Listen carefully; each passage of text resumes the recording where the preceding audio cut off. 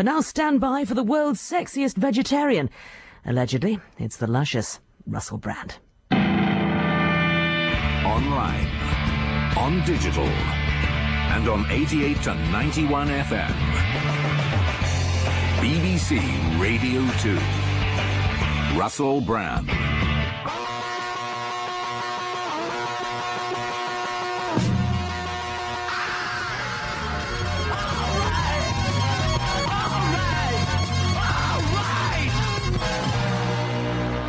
You say you want a revolution, that's the easy part, it's doing one. That was the Beatles, of course. This is the Russell Brand Show, live on Radio 2 from London, England, and here's your host.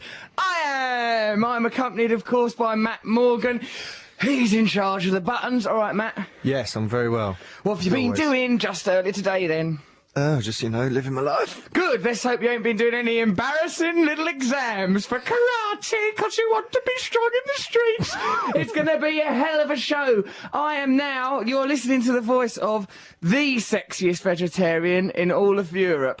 Any vegetarian you can think of, you might think, oh, that was a sexy vegetarian. You might have had a look at a vegetarian earlier and thought, bloody hell. Well, after fiddling with the pole. What?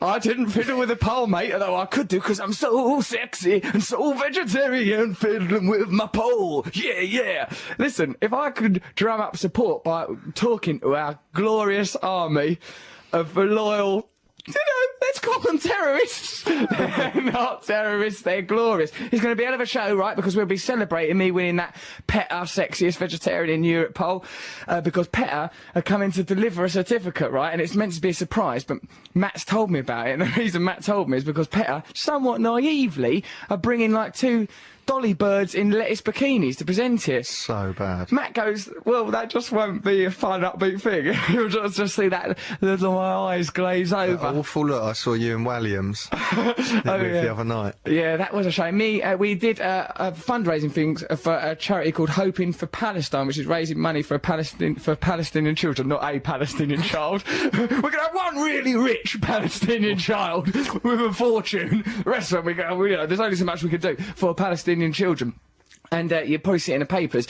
It was like karaoke done by dead famous people. Sometimes singing unusual songs, sometimes singing songs you expect them to do.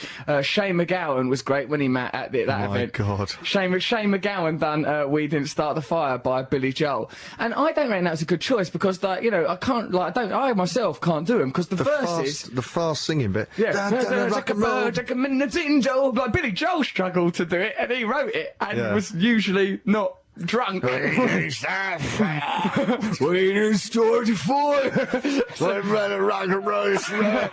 Actually, there was a tragic element to it. I hope he's alright, Shane MacGowan. Do you think he is? Yeah, he's fine. Oh, he's good. Right. Yeah? Yeah, you were talking to him like he was an old lady. You're right, Shane. Lovely song. Here you go, mate. Everyone move out of the way for Shane. Come on, move that chair out of the way. I was worried about him, to tell the truth. He looked a little bit fragile. I hope he is okay, but that song raised a load of money. Also, brilliant was Nick Cave doing Bootylicious. That was excellent, wasn't it? Bizarre. Because it was karaoke, he couldn't do a new arrangement of it, could he? Couldn't like me, for example. You know my arrangement of When I'm 64? Yeah. That famous arrangement. I think that's why McCartney didn't turn up that night. Paul McCartney was meant to be there, but he said he'd suffered enough at the hands of people mangling up his records in recent weeks. Like Nick Cave done Bootylicious. It was well good. I like that. It was one of my favourite bits. Like Elton John, though. Bootylicious. Well, what's Elton John got up at the end and done... Love Me Tender or something, wasn't it? Yeah, he done Love Me Tender. It's good when he had to do that talking bit. Like, I wonder if you're lonesome tonight. That bit where Elvis does the good bit of talking. Lonesome Tonight. Yeah. We said Love Me Tender. Did we? No, you may have said that, mate. No, I said it, and then you agree with me. Well, anyway, it was a hell of a night, and a lot of money was raised. The point was, you and Williams both hugged each other and looked around and look, women, vulnerable everywhere, as far as the eye can see. Horrible little vampires, aren't you? You said we was like the flying monkeys out of Wizard of Oz, also squawking, dry-tongued. Oh, I nabbed the secretary earlier in the week, exchanging stories. Oh, I saw a dancer in a corridor. I shoved her into an alcove. Yeah, it was a grim little exchange, but, you know, that's the way me and dear David Williams communicate. You know, it's a level that we meet on, and some would say it's quite sad. So, you know, who should we have on as guests on the show? We'll try and ring Noel up later. People like Noel Fielding a lot. Perhaps we'll try and ring him. I don't know where he'll be. Well, hang on, about these bras made of lettuce. Oh, yeah, some women are coming to present me with sexiest vegetarian in Europe in lettuce bras. Don't let them come in the room, because you're just going to ruin your vibe. I know, because then because at the moment I'm concentrating on doing this radio show, trying my hardest to do my best. If people come in wearing lettuce bras, do you think there'll be women with big boobs, or do you think that they'll be normal, like normal size? Because if they've got enormous boobs, that's just it's not just graphic. half an iceberg lettuce hollowed out and stuck on. That'd be a good technique if you do need to make they're them. real lettuce, or do you think they're plastic? I reckon they're lettuce leaves. I reckon they're genuine lettuce leaves, but I reckon they've been treated in some way. Do you reckon the whole bikini? Do you reckon they're wearing bikini? No, I reckon they're wearing flesh-coloured bikinis. BLT joke came through brain, it was removed. So if you want to phone this radio show, you can do on 0500 288 291, or you can text us on 88 291, because that's where we are, yeah, as I realised only a week ago. I haven't been on this radio show ages. Or you can email us at russell.brand@bbc.co.uk. Do all of those things, because we want to talk to you. We want to hear about, say you want some advice or something, and then when we contact you to give you the advice, why don't you be really dreary and downbeat about the advice? No, don't. We want to chat to all of you. Actually, I happen to know that bloke because I was referring to a gentleman that we helped about swans last week, who when we spoke to him seemed a bit dour and a bit down in the mouth. Actually, he's a thoroughly nice man, I happen to know, and he cares a lot about swans, which is more than can be said for you, Matt Morgan. Stealing their eggs at the opportunity, putting a pinhole at one end, pinhole at the other, blow out the yolk, preserve the egg. That's a country boy's way. So, yeah, that will happen later. So, later on, people in lettuce bikinis are coming. We will ring someone famous with the name Noel. I'm thinking of trying Noel Edmonds one day. Why don't we try him? Yes. Let's try and get him.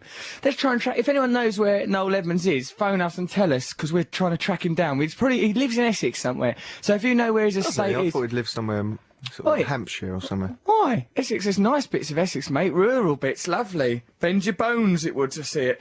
Right, here's an email that we've received from someone claiming to be called Lee Woolrich. Dear Russell, I was listening to your podcast last week, which was fantastic, by the way. Thank you very much, Lee Woolrich. I couldn't help but notice that you were talking, well, rambling really, bloody cheek, about a scam whereby somebody could steal copious, small amounts of money in order to accrue a larger total amount. Well, and you referred to this as a common scam, and it's actually commonly known as salami slicing. Well, actually, it's a bit from Superman 3. Right, where Richard Pryor does it. I thought it was like a real scam that I'd uncovered. But now, on reading that, I do remember that it was Superman 3. All your references are from things like that, aren't they? Everything you've learned. No. Most of your film knowledge is from The Simpsons. No, because Yes. I read a book by Oscar Wilde once, I did. It was about a man who lived in the attic. He had a drawing of himself. It went all old and he was handsome as you like. Right, okay, well, it's going to be a very good show, as you've heard. We heard that song Revolution because we will, of course, be talking about revolution. Not in this, Matt, don't roll your eyes. You'll be very sorry when this revolution starts and you're given a really boring job. Yeah, the way you organise it, it's like it's a jumble sale. Yeah, well, you so don't know what what? a revolution is. I do, mate. What we do, we instigate Dangerous a system of things. change. No, this one won't be. It'll be ever so nice and cuddly. It'll be a nice revolution, except for once the new regime starts and we start controlling the population by sterilising people. But not in one target in one individual group. Everyone gets sterilised once they've had a child. That's just one of the policies. When you have to have a child. You don't have to, it's up to you, you can have one if you like. But we've got, then the idea of family, we break that down and everyone's one family, you see. We've got to get the population of the Earth down. Not in a targeted way, we've just got to reduce the population. Shall I play a record? Nope! I've got a few more bonkers Hitler-esque policies to put out into the world. Give us a ring if you want to, 0500 288 291, or text us 88291, or send us an email, russell.brand@bbc.co.uk. Now, we've got some more anecdotes about that karaoke thing that me and Matt went to the other night to raise money for the charity Hoping for Palestine. Have a look at their website. There's one about Chrissy Hynde. So in tribute to that, here are the Pretenders.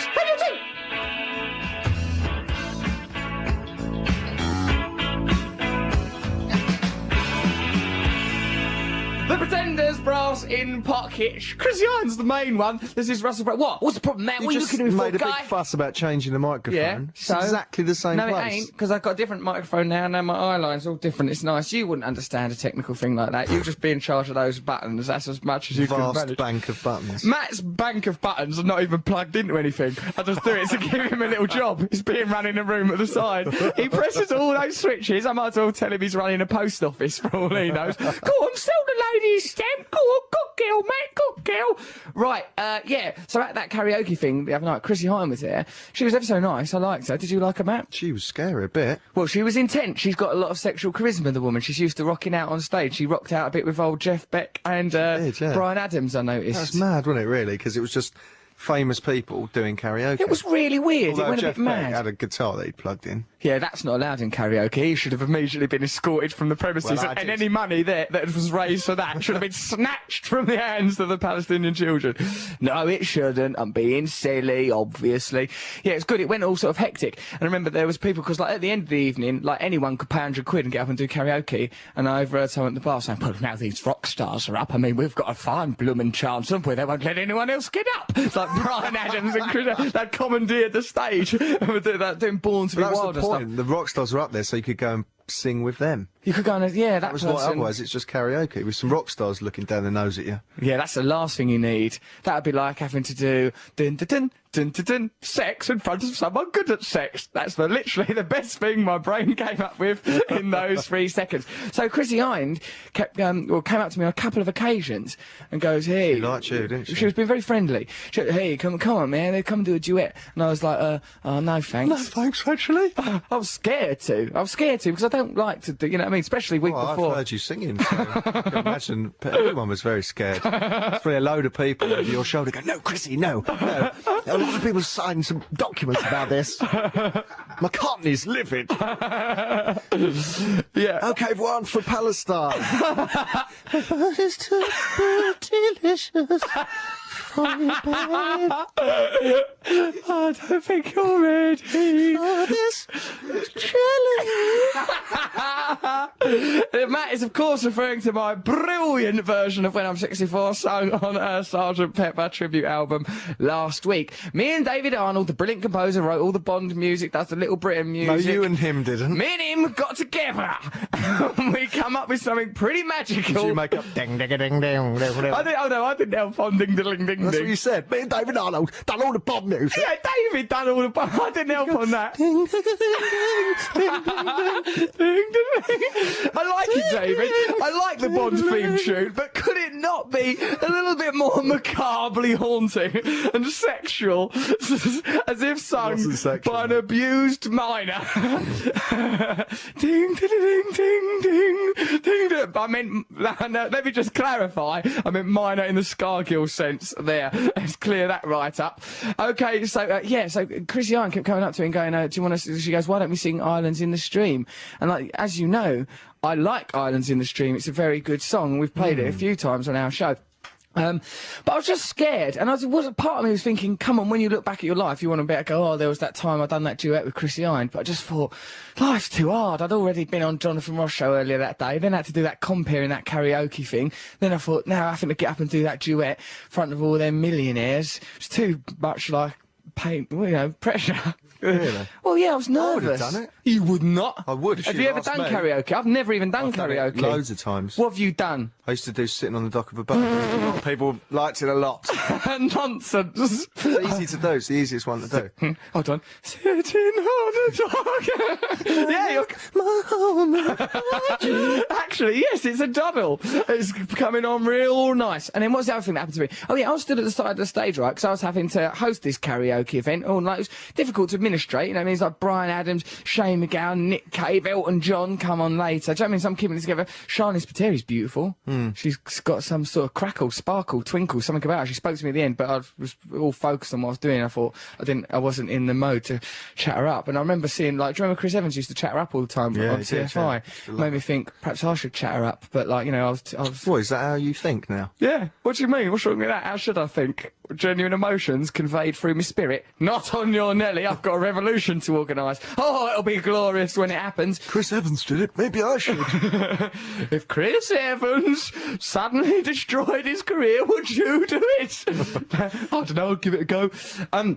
So yeah, then as well as that, right, so I was a bit, so I'm standing at the side of the stage, and I was really near a pillar, right, so I was sort of behind the pillar, so I don't reckon I was obscuring the view anymore, but there was a load of people sat behind me, Ronnie Scott's Jazz Club, intimate venue in Soho, West London, right, and and then this, I was standing at the side of the stage, because I had to keep my eye on what was going on stage, keep things ticking over, there was an auction to run, there was these songs going on, right, and this woman kept shoving me in the back, right, woman with a baseball cap, and I was saying, what's her problem? She's like, can you get out of the way, can you get out of the way? I was going, look, I'm trying to run this thing, right? And she then a few minutes later, she shoved me in the back, can you get out of the way, get out of the way? And I goes, please, listen, right? And I like turn around and I had a look. It was Shirley Bassey. It was Shirley Bassey sort of sat in a baseball cap and a t-shirt. Dame Shirley Bassey. I goes, look, I can't, I'm stood in front of a post, love. I saw you actually having to duck down. Yeah, I was ducking down for Shirley Bassey. I had to get on my hands and knees for that woman. Nothing was ever enough, right? And I goes, look, if I'm out of the way, you're still going to be looking at a concrete post. But in the end, it sort of became quite, I think, you know, she realised that me and her were very similar in a lot of ways. I thought you were a good double act with the auctioneer man. Oh, you yeah? and Harry. Harry, the Sotheby's auctioneer that was, like, in charge of the auctioning. Is this some sarcastic barbed remark coming up now? Only against old Harry. Go on then, Well, why? he did a few jokes, didn't he? Yeah, Through you. Difficult when people do that. I'd rather just get on with things. Especially when you got a laugh. You didn't seem to. Come on. That's quite enough of that, Harry. All right, Harry. Just swing your hammer around. You'll just get your gavel and sit down all quiet over Just there. 'cause you know the word gavel. Yeah, What's well. the thing called that it hits? the Mustang. Pestle and mortar. You don't know nothing about nothing. Right, okay, right, so give us a ring on 0500 288 291. Talk about anything you bloody well like, really, or send us some emails about what the hell we're on about now. Now, this is important. Now I'm the sexiest vegetarian in Europe in an objective and indisputable actual way. I'd like to be the sexiest vegetarian in the world. Now, you can make this happen for me. This isn't how polls work. It is, mate. You gerrymander and manipulate. Don't beg, you just let it happen. Just let things happen. Nah, because imagine, right, if I win the sexiest vegetarian I in don't the think world. I can imagine. No, come on. Paint me a picture. All right, it's me, all sexy and that, with swedes and carrots dangling from my body, right? Which is not unlike what happens anyway when I just take a shower. But what it'll mean is people in America who don't even know who I am will go, well, who's this sexiest vegetarian No, what'll happen is people in America who don't know who you are, the story won't get run because people, they'll go, oh, well, we don't know his name, don't put it in. Hold the front page, get something else. No, then they no will. one will hear about it. They will, mate, especially when the whole film comes out. More delicious power across the globe. The revolution takes flight. Right, so vote me up all nice If you and had tight. to act eating meat, oh, you did once, didn't you? And you had to have fake bacon. Yeah, when you was being, me and Matt done a sketch for one of our telly programmes. Matt was being George Clooney with his dead pig, and we had soya bacon, didn't we? Yeah, It's but quite if nice. you know your method. Yeah. You're a method actor. Would you eat bacon? If they said this guy loves bacon, it's the main thing about his character. Who's that going to be? His main characteristic is he loves bacon. No Sir one. Francis Bacon. Would you eat Ridiculous. You bacon? were a great, very great artist. No, because it's against my principles. It's all wrong. That was a trick to try and get me stripped of my vegetarian award. That's the second bit of cheating you've done today. Matt Morgan is Don't all be so obsessed with immature. Krav Maga, right, which is a sort of a martial art say for imma- Nancy boys, right? And Nancy boys. right, and what he done is he had his test today and he teamed up with, first of all, we stood round at the Krav Maga lesson all nervous, like someone who forgot their PE kit and knew they was going to have to do He's it in the their only pants. one in non-special clothing. Everyone else wearing their proper Krav Maga gear, ready to be given like the test to be certified to be allowed to. I don't know. What's the point of the certification? What does it mean? We're you not get allowed to to talk about it. Have you seen Fight Club? I have seen Fight Club. I've also seen you huffing and puffing, shadow boxing in your bedroom like Uncle Albert. Embarrassing spectacle it is for everyone, right? And like he was there on his own. And everyone else knew each other, and he was stood there all nervous. You and only that. know this because I've told you this. Don't think you had a telescope and spied it. I found all this out using one of my brilliant new inventions. And then what happened to Matt is like he was going to leave. He just thought, well, I could just leave. No one ever need know I was at this Krav Maga lesson. I could just sneak week off. Because I didn't know anyway. There's hundreds of people there. They all knew each other. And they're going, hey, yeah. Like, high-fiving. They've all been and to then seminars and doing stuff. shadow I didn't have boxing. the kit. I just looked like I worked there. Did you? I doubt you could even get a job there. Where did it take place? At Some university. At university, another place In the big gyms. where you wouldn't fit in. Yeah. A seat of learning and knowledge. Right. So then, right, he had luckily he got a message from his Krav Maga teacher saying, "Come on, Matt, be strong. You don't have to leave yet, you gutless coward. How are you going to cope in a riot if you can't even cope with the controlled conditions of the certificate?" Right. And he goes, "Oh, there's another student called Roddy or something. You can team up with him. Here, I'll go and be friends with him. Go and be friends with him." So Matt went along to be friends with him. Then the pair of them, because the certification took place at a distance, because it wasn't like you had to be examined up close, everyone was just doing their exercises while instructors wandered around judging them. The two of them cheated, going, "Oh, Roddy, I'm going to pinch you now on the leg. You kick me on the bum." And so they could anticipate each other's He moves. helped me out, to be honest. He knew what he was doing. You have Did to he? close your eyes and you could be attacked from any side and you have to fight back. And it's easier if someone goes, "I'm going to push you from behind." But that's not likely to happen when you get mugged, mate. You don't know that. "I'm going to push you from behind and I'm going to take your wristwatch. So do anticipate it. Right, I'm going to destroy your self-esteem. No, I've got a badge with a and you punch in the haven't. ribs." That's what hurts. Yeah, well, you might have a badge, mate, but are you the sexiest vegetarian on the whole of this dirty little planet If of I was a ours? vegetarian, I reckon I could challenge you for You're the not even title. the sexiest person in the Bounty cleaning towel adverts. Oh, shut Men up. dressed as women. You're the second sexiest of them. Okay, give us a text, 88 to 91. Now that I know that it's 88 to 91, I'm not saying it like the number 2. I'm saying it like the word 2. 88 number 291. Well, that's still confusing. 88291 if you want to send us a text. Phone us on 0500 288 291, or you can email russell.brand@bbc.co.uk. You're going to pick a record then. What is it? Is it one for your dad? No, well, that is coming up later. Oh, is it? We can all look forward to that, can't we? Matt's going to play a record for his dad, everyone. what are you playing now then? Jawbone, that cover of Get Rhythm. Oh, no, Johnny it's that Cash. one-man band. It sounds Yeah. like this record sounds like it's been done by a man in dungarees with sick on his bib. But it's brilliant, though. You know, Yeah. I'm not holding that against it. Russell Brand Show Radio.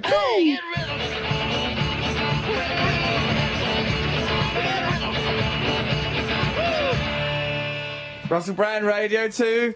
Get rhythm. Who's that? Jawbreaker? Jawbone? Jawbone. Jawbone! That's who that was. Yeah, I like that, mate. I like good, it. He's a isn't it? one-man band, is he? I think so. Why don't you form a one-man band? You just can't get on with everyone else in the band. I don't know. I suppose it's a way of showing off. What if your right leg fell out of your left leg? Oh, I remember when it used to be out in the music, man. You know, we've all seen the cliche. We've got some emails here. This one's from Anna Lloyd. Hey, Russell, don't like the sound of the only one baby per person idea. I'm training to be a midwife. I've got my exams next week and that'll put me out of work. What will I do if there's no babies to catch? You still have to be a midwife. It's not going to be such a great big problem. There's still loads of people going to be happening, Anna. It'll work okay. You haven't thought this through at all. I have, mate. Also, because it would, like, you know, in lots of tribes, like the word mother You means always all the say this. female members of the tribe. The word dad means all the male members of the tribe, and you don't have the familial connections. You've got issues. And then your father would have to be a little more loyal, wouldn't he? And then they wouldn't leave you waiting after school in a double coat. Yeah, I'm just saying that we should look at ourselves all as a family, not just as broken down nuclear families all set against each other. But Anna, you needn't worry about your midwifery. I like the idea of midwives. Wifery. I've had quite enough of your midwifery. You've been fiddling around with my wife's nether regions for over an hour, and there's been bugger all come out of it. What in God's name do you call that character there? That's your son. Well, I don't like him. Send him back. So, yeah, thanks, Anna. Don't worry. Oh, I've just booked my ticket to see your show in Bournemouth. A little treat for myself for studying hard. Well, what better way to celebrate literally anything than coming to see me? Sorry I had to change some dates around, by the way, everyone. I had to do it because of that film I'm doing. No more dates will get interfered with. And also I changed one to do that live Earth thing. We're doing a show from that live Earth thing, Matt. Do you know that about Yes, this? I do know that. Good, because it's coming from Wembley, because we're going to be doing this Radio 2 show. Also, I'm going to be hosting it. Like, you know, sort of, I'm doing it here, Chris Rock's doing it in America. So hang I on, think are we Chris doing the Morgan's show some. while you're running on? Exactly. That's We'll be doing our ridiculous. radio show. Now I'll go, right, I'm running onto the stage. Go, hey, hello, everyone at Wembley. But it'll be good for the show, won't it? Because it'll be funny. Because what if, say, I do something mental up on stage? And I That's go, where you could start a revolution. yes. Because you could just say, if everyone... Never in mind, Wembley- like, trying to not... Never mind, like, turning the lights off for an hour. Let's go to the Houses of Parliament and smash it up. Whee! Get Let's everyone do to it jump up now. and down at the same time. Get to jump up. Right, let's think of some ideas. Right, if you think, right, we're doing this show from Live Earth soon. If you can think of brilliant ideas to start a revolution, nothing violent or dangerous, because remember, we're lovely people, but things that might be a bit of a laugh, tell us them now, and then we'll actually do them. Good ideas, though. Rack your brains. Don't send us nothing daft, right? So send them in, text us to us, 88 to 91 FM, or give us a bell on 0500 288 291. Now, all of us stuck in the cities or the provinces have been having but one conversation this week. This is what mine are mostly like, Matt. I normally go to people, well, I'm glad it's raining. I'm glad I didn't go, as a matter of fact, you know, because I think it's horrible. I wouldn't have liked the mud, right? Because, like, us lot, me, Matt, Mr. G, we're all supposed to be doing our radio show from Glastonbury, but we thought, it's going to rain. Didn't. Well, I think we did. I think we, all of us lot here, thought, why? Well, how do you see the story then? You said, we're not going. I'm over that. I don't even drink. It's difficult, Glastonbury, if you're not taking any drugs or not drinking. Not that anyone does take drugs. Well, I don't know. Who cares? Do what you like. But I'm just saying that it's boring. If you're walking around, it's all cold and raining, you've not got any drugs to take your mind off things, what are you going to do? It'll be, you know, it's just the bit. I went there before in the mud. I didn't like it much. You know, I bumped into some nice people and stuff like that, but you can't find anywhere to sit down. And then when I think of what my life is mostly made up of, sitting down, laying down, looking at the telly, looking at the cat. You can't do any of those things at Glastonbury, especially if it's raining. But we've got a report now, just to put our minds at rest, to allay the fears of those of us that haven't gone, and to, you know, and to perhaps, I wonder if anyone is listening. Well, obviously someone is, because someone's phoned us from there. His name's Paul. He's at Glastonbury. Hello, Paul.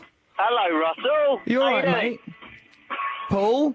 Can you hear me? Perfectly well, Paul. Are you having a nice time at Glastonbury? I am. I'm crouched, crotch high in mud. Crotch high in mud? As a teetotal non-drug user, I can say that people are having fun here. Even if in a teetotal non-drug using sense, what are you doing to enjoy yourself? Well, the editors are on now, and a transvestite has just offered me a lovely brownie. A brownie? Is that brownie. Is that a colloquialism, a euphemism? What is it? I wish I could understand. It's a cake. Oh, lovely. Well, that sounds nice. It's a lovely cake. A brownie from anyone sounds lovely, Paul, but from a transvestite, I'd particularly enjoy it. So, okay, what's going on there? Where are you sleeping? We're sleeping just above the cinema, Russell. It's lovely, but you can hear 300 Spartans being murdered hourly. Yeah, but what is that film 300 playing, or is there just a full-scale war going on because people can't get enough anoraks or willies?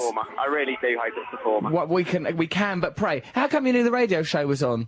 Well, I mean, I listen every week, so I thought, what would I be doing now? Editors were a bit rubbish. It stopped raining for a bit. This is what I'll be doing. I'll be listening to you, lads. You lovely, decent human being. That's touched me, and G has actually touched himself. How's the sexy vegetarianism going? I've won! You are talking to the sexiest vegetarian in Europe, even and you're now. talking to the suggiest Irishman in Glastonbury. Lovely. What? Who knows what we could achieve together, Paul? The mind boggles. Right, but like, also, people have got to keep voting though, because I want to become the sexiest vegetarian in the world, and I can now. Oh, you've got to take it global. Yeah, we've got to take it global. What you can do is go to www.goveg.com. That's Goveg, goveg.com. Oh god, then there's loads of forward slashes. It's too complicated. Or I've scrawled it on my arm in mud. You've scrawled it on your iron mug. Like Stig doing a shopping list, you dirty little devil there. Well, Paul, is there anything else that we should know about Glastonbury? What are you looking forward to particularly? Well, who have we got next? We've got Killers. Killers tonight. Right. It's going to be awesome. I suppose so. Hopefully Dizzy Rascal won't turn up without a microphone turned on. That's what happened last night during the Arctic Monkeys. Took the edge off it slightly. He didn't turn his microphone on. These are the ABCs. Schoolboy error. Nah, never mind. He's trying his hardest, bless him. So, okay then. So you, even for teetotal vegetarians in the mud, it's all right. It's brilliant. Oh, you're not taking any. You're not going to take no drugs. No. Good lad, because the old drugs are bad. Drugs is for mugs. Drugs is for mugs, it even rhymes. Paul, thank you very much for your call. Do listen to the podcast, we'll keep your call in so you can listen to it in warmth and comfort. Take care, dear man. There he goes. Bye-bye, dear. Stay dry. Oh, yeah, no, we'll stay dry if we weren't sweating all over the place because of Paul's sex appeal. Oh, he's a lovely fella. What's the matter, Matt? He was nice, wasn't he? Yeah. It's nice thoughtful of him to ring up like that and think, oh, I'll just ring up the radio show. And then he just got through. Imagine that. You should ask the Live Earth audience. Mind you, it might seem a little bit like you're piggybacking your own thing on that. Onto a rather if you ask them all, issue. when you go home tonight, go on to Sexy Vegetarian, yeah? Okay. This is our planet. We've all got to live it together. It's about time we stop thinking of ourselves, start thinking of a carbon footprint, and start thinking about the children. Start thinking about who really is the sexiest vegetarian around here. Why don't you go on to www.goveg.com/Russ Bread Sexy. Okay, that's all lowercase. Thank you. Al Gore will pull you off by your hair. Get off me, Alvin. What do you reckon Al stands for? Alistair, Alvin. I can't think of a single other one. Allywhack. I mean, I just don't know what makes that guy tick. Anyway, Alan. Alan. Yeah. Well, good luck to him, mate. If You he don't wants get to Americans called Alan, do you?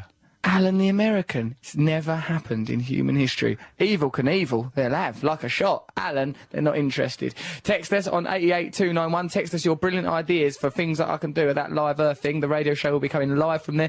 I'll also be presenting on stage. So sometimes Matt and G will have to be running it themselves. Can you imagine what a daft, bizarre circus of idiocy that'll descend into?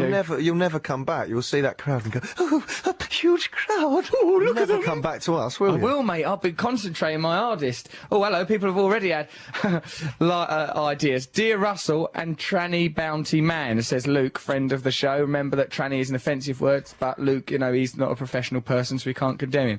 Here's an idea. Whilst you're presenting the show, get the entire audience to jump at the same time. You've already Matt suggested this, Luke, you twerp. You're piggybacking on Matt's ridiculous ideas, and it should create a mini earthquake. What a fool! We're trying to make the world a better place. Luke's misunderstood the entire concept.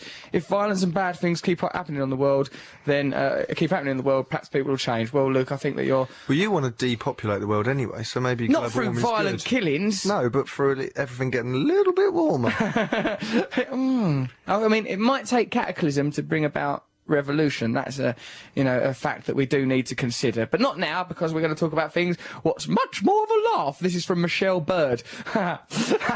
We did have discussions a few weeks ago. In brackets? No, it's not. It's obviously her name, because we kept saying Bird, talking about women and that, but we've stopped actually, haven't we? Because we're not sexists. We just sort of stopped it. We're good blokes.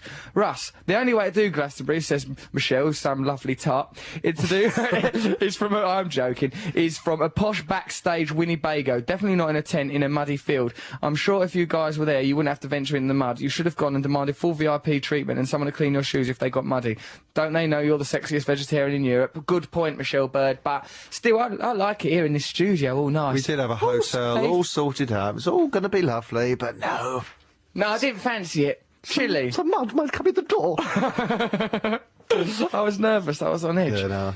Hello everyone, says Amelia Hawksey. I've been thinking about this revolution, and I've realised that if you get the youth of this country to join this fantastic scheme, the likelihood of it happening will greatly increase. Why don't you target school children, get them to overrun the teachers? That's a good grassroots level. Maybe you could somehow hypnotise the whole population using your ice cream van, which everyone loves. Right, we are actually doing that. Right, we've been going on for, I think, about a year, saying that if we ever got to #1 the podcast, and we have been #1 loads of times, I don't think we are at the moment. I think, we've stopped pushing it. Can you download our podcast, please, everyone? Because we like being #1 of that. But next week we will announce what we're going to do. We're getting a fleet of ice cream vans. We're going to do the show live in ice cream vans, touring about, and we're going to get some guns and just fire guns out the windows. Willy-nilly! We're bonkers cowboys. We're cowboy ice cream men. And then, so we're going to do it next week. We'll announce when it happens. If you've got any suggestions for that, you can let us know by texting us. Mainly, we're interested in things, what to do at Live Earth. But, sorry for letting you down, taking so long on this ice cream van thing. It's just we're not very good at administrating things because, well, I'm like, Matt's neurotic, Mr. G's a poet. Who are you going to rely on? We've got this new lad in here, Nick. He's meant to be helping Mikey. He looks like he's out of his mind now on poppers. He just lives a very, very peculiar, sexy little lifestyle. Okay, Matt, I ain't even looked. Look, you've turned that screen round so I can't see what's happening with the music, haven't you? You fool. When Wogan's in here, one screen goes one way, one goes the other. I need to see both those screens. That's the music. You've nosed up Wogan's system! You fool. Why do you need two screens for? That's your screen, that bit of paper. What, bits of paper sellotaped up? You've made a mug out of me, ain't you? You can't have these screens, honestly, they're both very... Take a good look at that! Idiot. I showed him my genitals, listeners. Sometimes it's the only language he understands. Isn't it, Matt? Yeah, how's that help you, you Krav Maga? Was that a Swede you had hanging off there? Yes, as a matter of fact, it is, because I'm the sexiest veggie in Europe. Yeah, yeah. So what are we listening to under your dictatorship of sound? Right, this is for my dad. It's Mercy by Willie Mitchell. This is for Matt. Yeah, I'm sorry, Daddy, I let you down. Because I have to know Matt was a ridiculous child, Mr. and Mrs. Morgan. I'm sorry for everything you endured. And no wonder you left a crow ensconced in his bedroom wall for all that time, making him think there were monsters in the world. A belief he still maintains to this day. He sees it in the face of every woman he meets. Let's listen to Mercy. This is for Bob Morgan.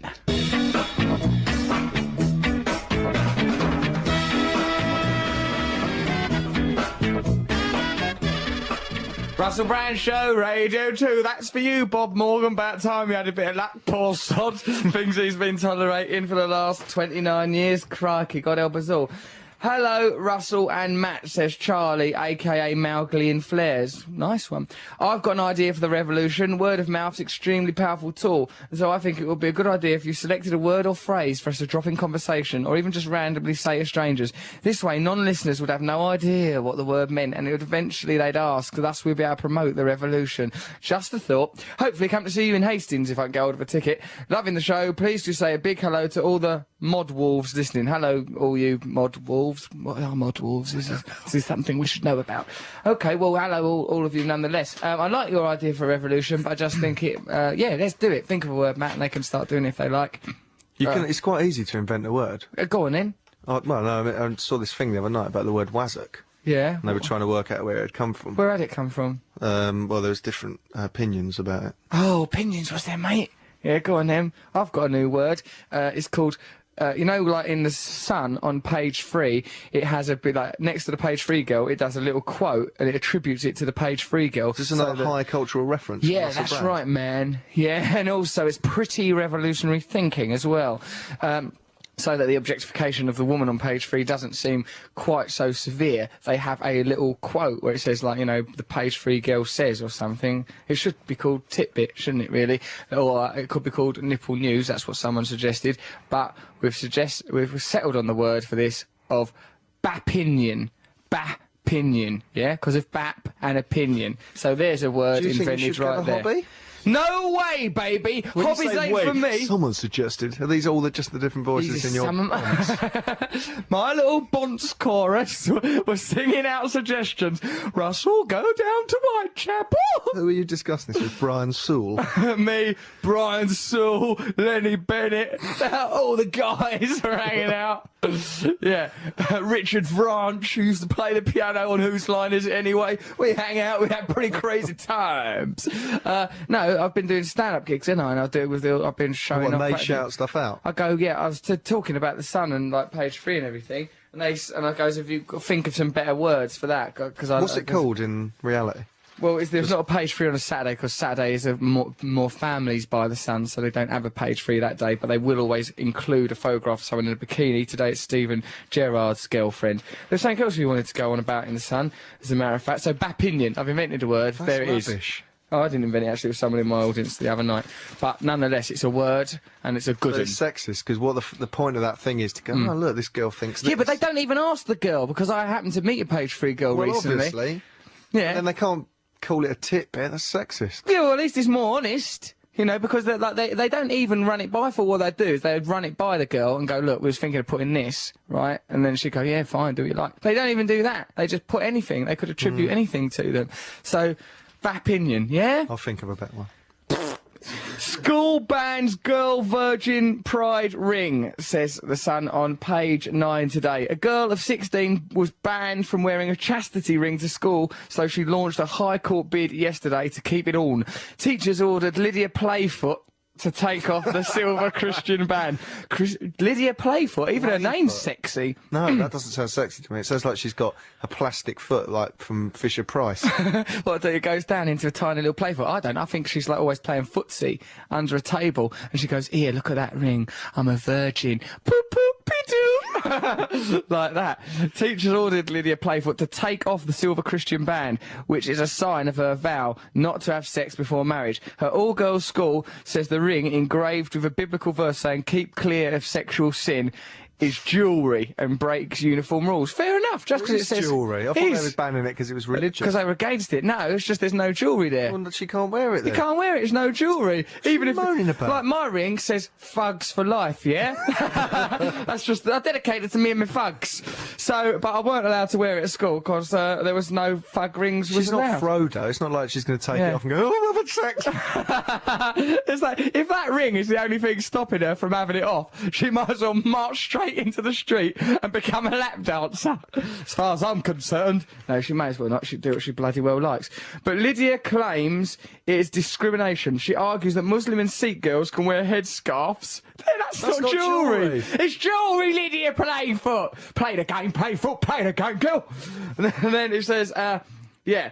And Sikh girls could wear headscarves and religious bangles, while other pupils have worn nose rings and tongue studs. What is this sexy school? Everyone's obsessed with sex. They shouldn't have nose rings and tongue studs. The tongue stud exists for but one reason, surely. Yeah, I think it's moved on from that reason, though. To what? Well, just fashion now. How? It must really hurt. What'll be the point? Well, what's the point of doing anything like that? There isn't one. That's why I ain't done it. That's why I'm here doing this radio show. That's why you haven't got any tattoos or piercings. I don't want a tattoo or a piercing. I'm quite happy as I am. Looking after my cat, living a simple, humble life. Lydia told the court. She took it to court. Lydia told the court in London yesterday. The real reason for the extreme hostility to the wearing of the purity ring is the dislike of the message of sexual restraint. That's not true. No one dislikes the message of sexual restraint. All of us are well into it. On this radio show, we have been pushing a message of sexual restraint from day one, haven't we? Yes. When are these dolly birds in lettuce leaves getting here so we can get me some salad? I think if we could put a sign on the disabled toilet saying out of order, it's going to save us a lot show. of bother. Yeah, let's do that. Okay, so I've done. How old is she? Lydia's 16, so you know she shouldn't be having sex anyway. No. She's just about legally old enough, but you know, just don't have sex. Just if she's so keen on having it, just draw a ring on her hand with biro. Lydia Playfoot, this is a message to you. Draw a ring on your finger, or just get a big black marker pen right across your belly, an arrow pointing down to what might be described as your nether regions, and write the message, NEVER REGIONS, but spell it with a V. Okay, she added later, it causes me great sadness to think girls are often looked on as just sexual objects and others expect them to want sex. The ring was a demonstration of my Christian faith and values based on the Bible, which clearly teaches that sex outside marriage is wrong and not God's best for us. But the Bible don't say wear a ring.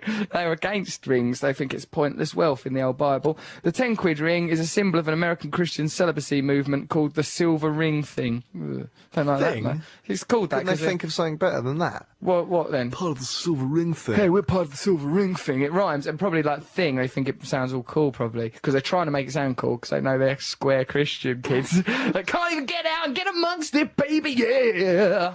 I think there's nothing wrong with old Lydia not wanting to have it off. It's a brilliant news, but if there's no jewellery rule... Don't wear jewellery. No jewellery, love. Sorry, jewellery spoken. Hey! Oh, crikey. So listen, this is Radio 2. You're listening to it now. This is the words coming out of my face and mouth. Text us on 88291 if you want to tell us about anything, things we should do that live. Do what you like, really. Give us a bell on 0500 288 291 or email russell.brand@bbc.co.uk. Right, put a Smith song on. There's none in there. I just looked through there. No, you ain't. You ain't done nothing. You've just banged on a song for your dad. You've been very selfish today. I don't know what's wrong with you. Ever since you've been going to karate lessons. What are you doing? Turn that off. I forbid you to touch that button. I'm forbidding you. Are you? No, go on, put it on for a bit if you like. But let's leave the mics up right now. You know. Let's see how good it really was when I sang When I'm 64 by Old Russ. When I get old, I'm getting turned on. Losing my head. Many years from now. I'm doing it deliberately, I can't sing it. You've tried to change this round so that it's a joke now. I'm shooting the should laugh, actually. I think it's this very... is my favourite bit, please. Bottle of wine. I've been out till 2:45. You said free. I can't help that. Put a Smith song. Oh. Yeah, all right. Come on, that'll I've do. got to find it. Oh, here we go. What are you putting on? What's Smiths? Panic. It's Panic. Oh, It's the best go on. one. Turn down when I'm 64 now. That was me. That is available in your own mind. And nowhere else. Be released? Huh? Will you ever be released? No, I don't see that happening, Matthew. I think the restraints are going to get stronger by the day. Let's listen to Panic, the Smiths, for heaven's sake. Ignore the hook, though. Panic button. Oh. Panic on the streets of London. Hang the DJ, hang the DJ, hang the DJ, hang the DJ, hang the DJ, hang the DJ, hang the DJ, hang the DJ, hang the DJ. Panic, the Smiths. That was that Angler DJ bit. I likes that bit. I don't see any problem with it. Right, this is from Masalamar. Oh, no, it's not. It's from Jane, and they're saying Masalamar. That means peace go with you. Salam alaikum, Russell and his sidekicks. Salam alaikum is the Arabic greeting. It's normal to respond with wa alaikum al salam. It translates as peace be with you, and the response also as you peace be with you and all. Well, don't you think I just saw one of them? Oh my God! I just saw them lettuce women go by. Scared me then. Well, oh no, was a Matt, it's going to be a werewolf or problem. Let's see him when the news is on. Right, okay, so let's finish this thing. Happy Dance Saturday from Dubai, the United Arab Emirates, where your fame has at last and not before time arrived. Those women were beautiful. Really? I just seen the women from PETA. They're beautiful, Matthew. Well, Just- they're from PETA, aren't they? I don't know what they're from, mate, but They're models who've been big booked. girls, Matthew, dressed up in lettuce. They can't bring this in here. This ain't the Howard I've eaten loads Stern of show. garlic today. You've got loads of garlic. I'm like, G, get back in the studio. G's You're gone. supposed to be a poet. Mr. G's wandered out there. He's wandered out there. Ran out there. He's run out there. Look, throwing his quill and parchment Oh my behind goodness. him. Well, hold on, G can tell us what they're like. What are they like? He clicked his heels. He came in the room and clicked his heels. So, yeah. But anyway, come on, we're getting this Arabic message across. So, when you come into Dubai, I promise to take Matt, Mikey, Nibs, and, of course, the lovely Marsha and G for a slap-up meal at Ravi's, one of Dubai's best-known restaurants, if you ever make it here.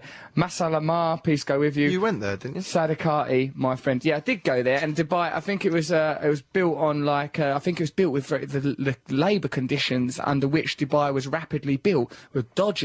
Like, I think that a lot of workers were sort of imported and live in terrible conditions to build Dubai. But I did go there and had a lovely holiday, as a matter of fact. But I felt bad after, and that's the key thing. Right, is it time for a bit? Oh yeah, White Stripes. Yeah, I've been wanting to hear some White Stripes on put this that in radio there. show for ages. For you. Oh, you lovely man. Yeah, so moving. Is it time for Newsy Poos? Yes. Right, okay, time now for some news.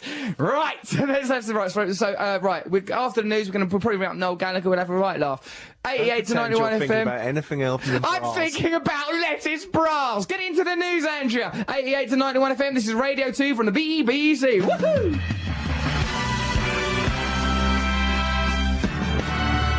Here is the news now at 10 o'clock. This is Andrea Simmons. Online, on digital, and on 88 to 91 FM. BBC Radio 2. Russell Brand. Screwdriver, White Stripes. You're listening to Russell Brand on Radio 2. Yes, I am keen. Before that, it was the news with the delightful Andrea Simmons. We have been joined in the studio by some guests from PETA. Like normally, I wouldn't recommend that men bother to look at the webcam. It's on bbc.co.uk. I know that some girls like to have a little look at Matthew and G. They're heartthrobs in their own right. Of course, they've never been given any awards for their status, but they're very handsome men nonetheless. But today, well, we've been joined in studio by two campaigners from PETA. Well, please introduce yourselves. I'm Yvonne.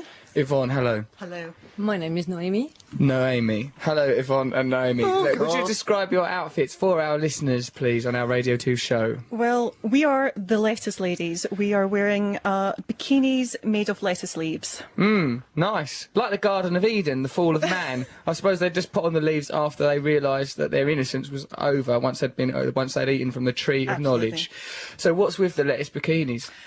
But we are basically here, as you already know, you have been voted the world's sexiest vegetarian by Peter Europe. Europe. No, it's actually the world's. Oh, but God. It's people. By Peter Europe, thank you for the applause, Amy. And you, Matt and G. done. Thank you for your cynical, bitter applause, gentlemen, and thank you for your genuine, legitimate applause, ladies. So what is this you hold in your hands, Yvonne? It's quite sad, but we've even made your own little lettuce crown. You've made me a lettuce crown there. You have to be careful. It's been super glued, so it may actually remain permanent. Sounds on your hair. dangerous and unethical, but it's a coronation from women wearing nothing but leaves, and I will accept it. So, is there any particular procedure for the coronation? Down on your knees. Oh dear, well, this is going to get ugly. Okay, so, alright, so now for you listening at home or in Glastonbury, wherever you are, I am now on my knees. Oh my God, they are very attractive. Focus, Russ. Okay, it's difficult now. Okay. So and you, you're- Russell Brand, I know the sexiest vegetarian in of the the world. world. Thank you very much. I mean, this is a very proud moment for both of you. Do you want to do the rest of the show from my knees? I mean, it just doesn't seem to be an awful lot of point in getting up now that these beautiful lettuce-clad women are here. Well, thank you, actually. I'm going to stand up now because I'm realising I'm drifting towards that point where I forget that I'm actually doing a radio show. And you're going to stay with us for the rest of the evening, are you? We are. Till the morning, then. That's all secured all nicely there with the PETA campaigners. Thank you very much. That's a hell of an award. Who was my closest competitor, would you mind telling me, ladies? Well, certainly not the people who you started smear campaigns against. Those smear campaigns were necessary, particularly for Judge John Steed, who we all know is a vicious roadkill sex offender. No, he's not. He's a nice bloke. And as soon as you mentioned Tobey Maguire eating leather biscuits, he plummeted as He well. does eat leather biscuits. Spider-Man actor Tobey Maguire. So who came second in the end? I believe it was Morrissey who came second. Oh my God, what have I done? Morrissey. I've slighted Morrissey in a vegetarian competition. I'm prepared to share the crown. I'm prepared to do whatever he likes. We're going to make a documentary with Morrissey. We're talking to his management at the moment. It's not it's not nearly concluded. It's the sort of thing I shouldn't be saying on radio, but perhaps we can make it happen. I think it will happen. Yeah. So we'll make that up to him then. Right, okay, so you two are going to remain here and make me awful at my job for the next 40 minutes. That's tremendous news. Why don't we put on, you stay with us, we'll put on, what are you putting on? Detroit Cobras. You're a bit of a Matt. mess, aren't you? You stay here. I'll Right, go there. Okay, I'll go there. You touch me on Don't the take your bottom. crown No, off. you have to keep the crown on. Okay, I'll leave the crown on, but only if Thank you, you. kiss me, though. Otherwise, the crown. So come on, then. You've got to kiss me for the crown to remain on. Can't do that. I can. Look, it's happening. There you are. Delicious vegetarian. I like being crowned. And you, please. You have to repeat again. You're doing Go that on. naked ad for us. What do I have to do? I have to. Remember last Yeah, I'll do a naked dad, naked dad. I don't know. What do those syllables even mean? Right, okay, thank you. Both of those kisses were on the cheek. That's brought me crashing back to reality. So why don't we listen to Detroit Cobras while I pull myself together? Let's listen to it.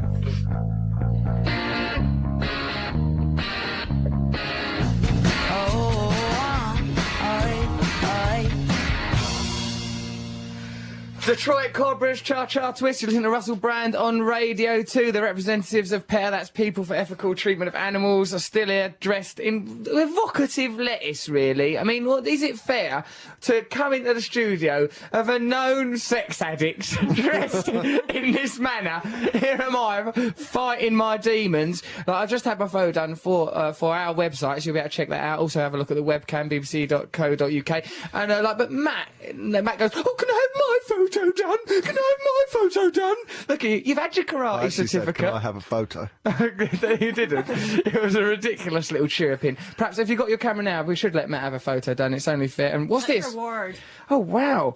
Last time I didn't get anything, so this is good. Russell did. Brand is the. Well, I just didn't get sent BBC it. Radio 6. Really? So the BBC Radio 6 didn't pass it on. Unbelievable. Russell Brand is the world's sexiest vegetarian 2007. PETA.org.uk. Well, thank you very much for this award. Now, pain me though it does to suggest it, why don't you quickly have your photo done with Matthew and then put clothes on, but don't go anywhere because I've just had another one of my brilliant ideas. But do put clothes on because otherwise it will ruin the radio programme. So we've got an email here. This is from Ali. Hello, Russ and Matt and G. With all the talk of vegetarians and listening to Panic by the Smiths, I remembered a very funny thing about the brilliant Robert Smith. He said of Morrissey, if Morrissey says don't eat meat, then I'll eat meat because I hate Morrissey. He wouldn't have said that. I like Robert Smith. What a terrible thing to say about vegetarianism and Morrissey as well. There's no point to me emailing you about this. You know, that's quite true. And could you please ring up Noel Fielding? I will ring up Noel Fielding a bit. Should we ring up Noel Fielding later? Yeah. He might not be, he will definitely be out, but like, you know, but perhaps he'll answer his phone, who knows. Amy in Scotland says, hi Russell and all the other people doing your radio show. I don't know, it doesn't seem as ethical to put my hands down my pants. I always do that. Please don't feel offended. I normally, for some reason, I tend to put my hand down my trousers He's when never I'm doing done the it radio before show. now. I have! I always do it! I always drool and weep like this and occasionally look to the sky. You should put up some sort of blind date style screen there. Yeah, well, they're going to get dressed in a minute because this is, like, never mind ethical treatment of animals. What? You've just come dressed like that? Come listen to the cab like that. Well, don't blame me when you two go home pregnant, because I've just got to follow certain biological urges. But we'll raise them as a lovely family under the new revolutionary system where there'll be no such thing as monogamy. Well, there will be for some people, but I'm not getting involved.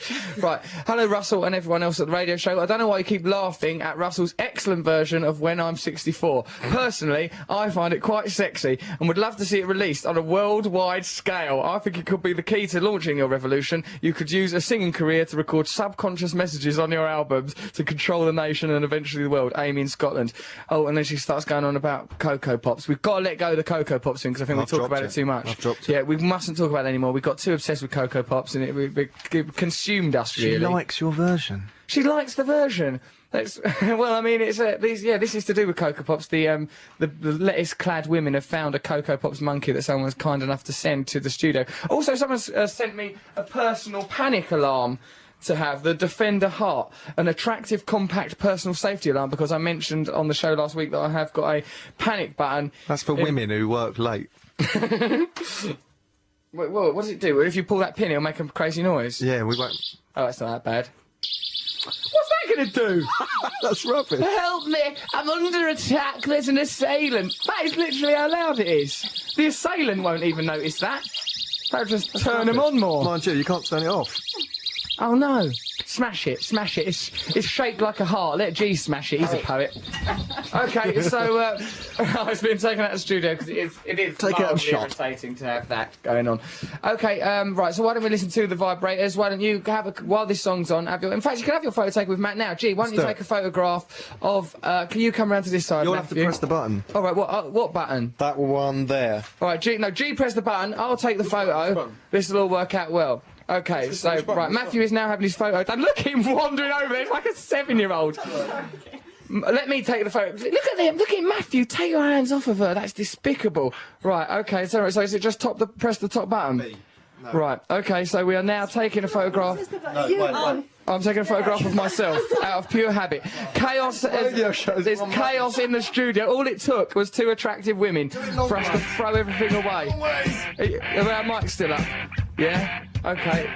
Right, okay, well then, Matthew, it's captured your essence, actually. You look like a sex criminal.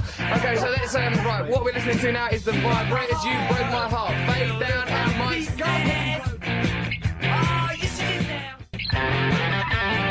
You Broke My Heart, that's the vibrators. We'd like to dedicate that to Naomi and Yvonne from PETA, who have just come here and messed up our radio show with sex appeal. I personally took responsibility, so this is responsible. I took them out of the studio and made them put coats on. They're not in here. They goes, should we come back in the studio? I goes, no, because it's like, as you heard in the last link. They were beautiful. They were beautiful. Attractive. It's upsetting, isn't it? Like, me and Matt just, like, the radio show just fell apart. There was, like, headphones being cast across the desk, buttons being pressed by elbows. Push that button, something happened. Don't worry about it, man. It's just radio. Who cares? Oh, all right. Hello. We've been a vegetarian long. I tried to kiss him out there. Oh, you just said I took them out and put their coats on. Asked what time their mum and dad were coming. And I just thought, let's put a lid on this. Quick, smart. Yeah, but I tried to kiss them on air. In fact, you made them kiss you. You kiss me. I've won an award, and it is your duty to kiss me. Otherwise, I shall eat meat. I shall kill a cow on the way home. I don't care what happens. They won't like me because I eat meat. Yeah, you do eat meat, mate. You're finished. G's vegetarian, ain't you, G? Actually, I no. asked him that, and But he thinking sort of looked about down. it, He sort of looked down and went, yeah. He looked down and went, yeah. Gee, you lying vegetarian. vegetarian. He's trying to become is now. vegetarian to pull women. Well, all right, everyone should be vegetarian anyway. There's no point I in like eating meat. meat. It's cruel and unkind. It's not. There's no point in it. Hey, let's play Meat is Murder. Have we got it here? Any? We can't play the Smiths again. Yes, we can. No, we can't. Come on, yes, we can. There's no rule about that. There is a rule. What is it? It's illegal. It's not illegal. We can do what we bloody well It's not like. in there. It's our Good. radio No, you show. can't because you're just giving undue prominence to one artist. It's not undue prominence. It's just worth the last programme was a programme about Genesis. They just played nothing but Genesis. That's why they have to ask what you've just played. They don't. Look, there's a doesn't lot matter. of stuff goes behind the scenes. Oh right? yeah, look, your button box ain't even pressed in. Don't try and shield it. They call it a button box, not an old lady's sewing box. It's another lady saying what Matt plays families with his little button box, thinks he's got a job. Right, let's listen to some of these text messages. Petter could be the key to your Russolution, nice pun. Getting to the top, you obviously have influence over the world, ha ha ha. Hi Russell, hope those lettuce bras are organic. They were actually plastic. What are you going to do if they're not? I'm glad I don't have any in the pile of ironing I'm about to tackle. Oh, that's Lynn. I think that's from Lynn. That's from Lynn, my housekeeper, I think. Do Hey, you make Russ. her listen to this, or does she choose to? She is part of her job. Lynn, as my housekeeper, you do have to listen to all of my work. I did actually make Marsha, my assistant, and Lynn watch Jonathan Ross today, like Sky Plus. Goes, right, come on, we're all going to sit down as a family and watch Jonathan Ross. But we watched it when it was on. Quiet! It's not the same as watching it with me. I bet you come home and Lynn's up all night washing your floors. Lynn, did you hear the radio show? Yes, yes. What was your favourite bit? Where exactly was the lettuce bit, Lynn? Between which record and which other record? You'll better remember. No, I don't indulge in that kind of rhubarb. Come on, you know me well enough by now. Yeah, it's amazing though, isn't it? That's the yeah. potency and power of, you know, of sexuality, you know, because that's a good gimmick by Petter. They do that all the time, apparently, do naked protests, things like that. You know, but for me, I can't, it's like I find it very difficult to just take that as what it is. Look, that's just a photo opportunity. We've sent these attractive girls. It'll be a nice photograph. I just think, oh my God, there's women in bras. Well, what's amazing is they actually brain work just for switched Petter. I off. thought they were models. I know, yeah, I did, but, you know, which is a shame, really, because we could have counted on a greater level of naivety were they models, but they're actually Also, the clued radio- up women with consciences. You can hear the show out there. I know, Matt, I know. I'm sick Which of is it. why I made that brilliant compliment, girls. Yeah, you twerp, trying to chat him up with your big, beefy, stinking corned beef, Look at that, that's a bacony gob. meat eater, mate. Look at those muscles. Revolting. That's the sight of pain and agony. Right, let's put Gil Scott-Heron on. The revolution will not be televised. It'll be on the radio. This is the beginning of it now. Come on, we're going to do some good items after this. Let's stop thinking about women. Put on Gil Scott-Heron. Come on, Matthew. The revolution will not be televised, will not be televised, will not be televised, will not be televised. The revolution will be no rerun, brothers. The revolution will be live.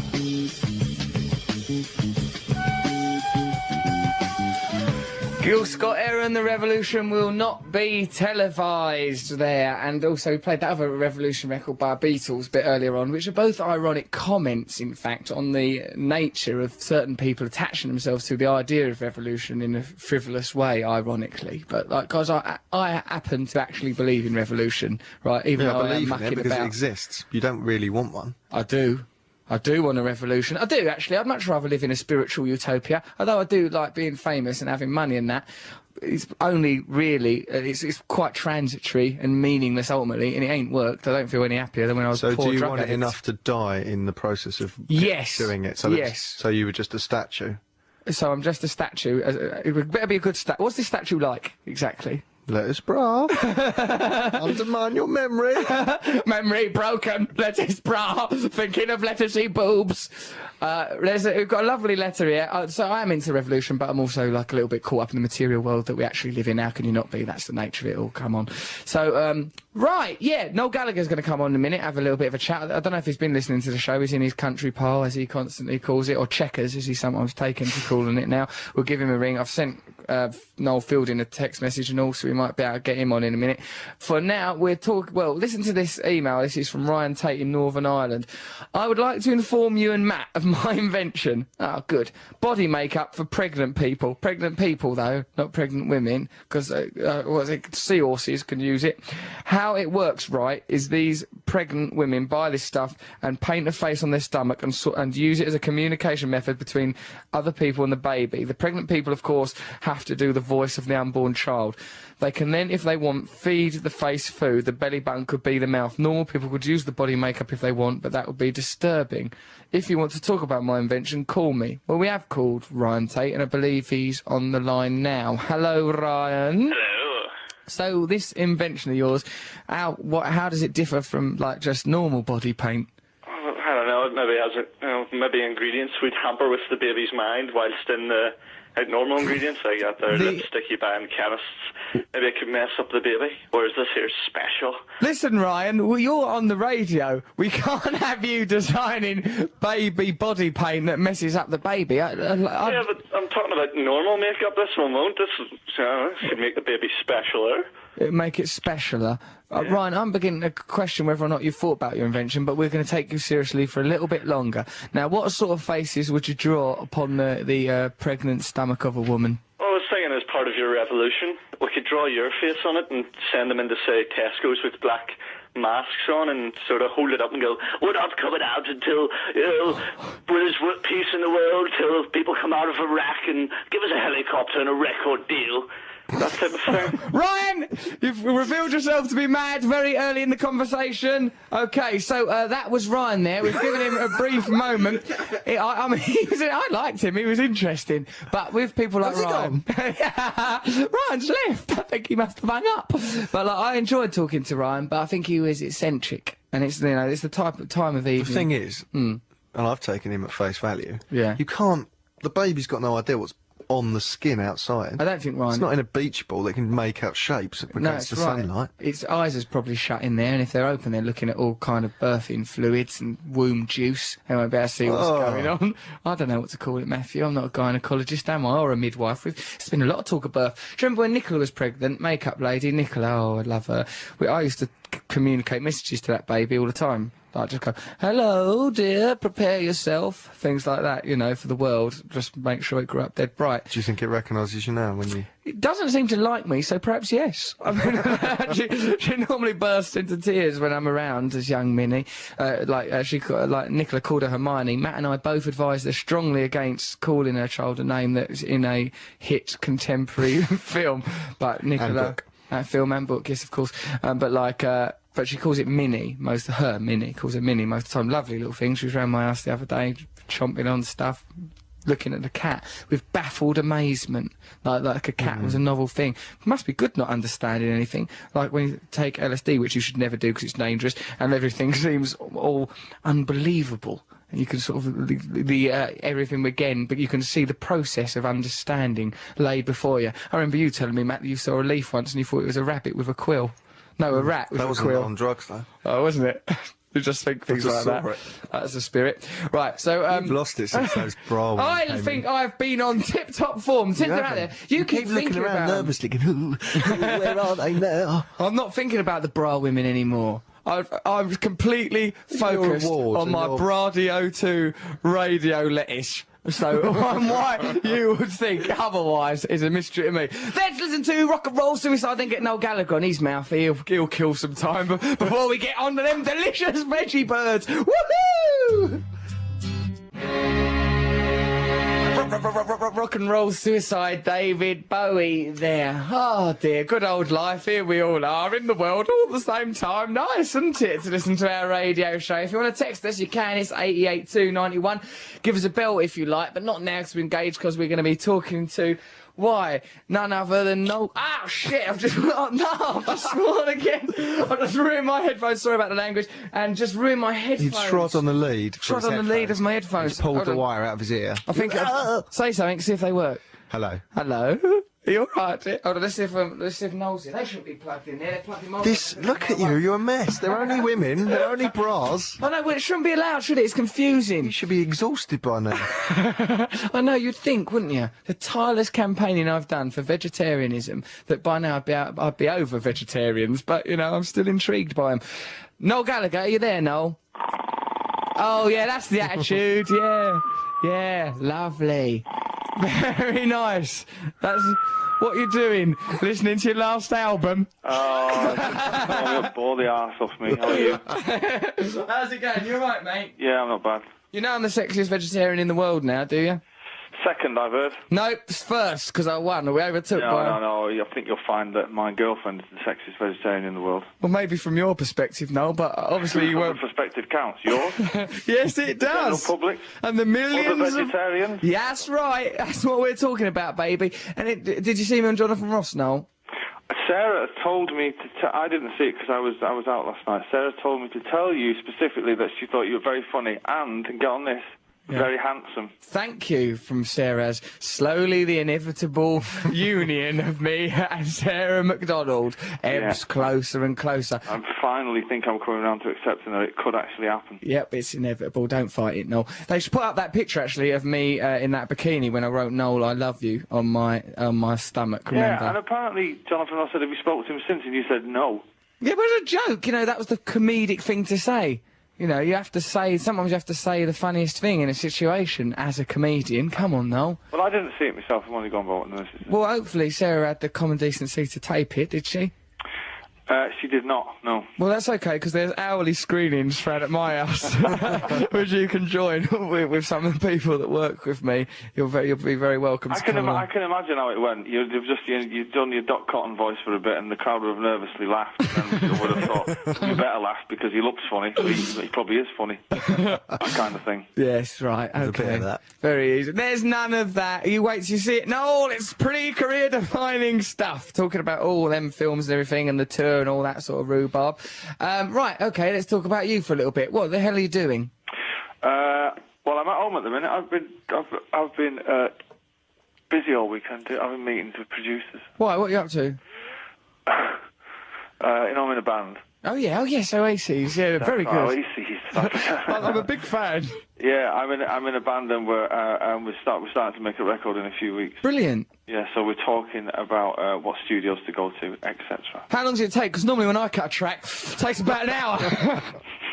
I just get myself all warmed up, and out comes the ballads. It'll generally just takes about 3 months, I think. 3 months? Yeah. Of dedicated commitment. Well, there's got to be a break because Sarah's got to go and have your baby. Right, yeah, of course. Looking forward to that proud day. And I've got to get kind of back in the saddle after that, so.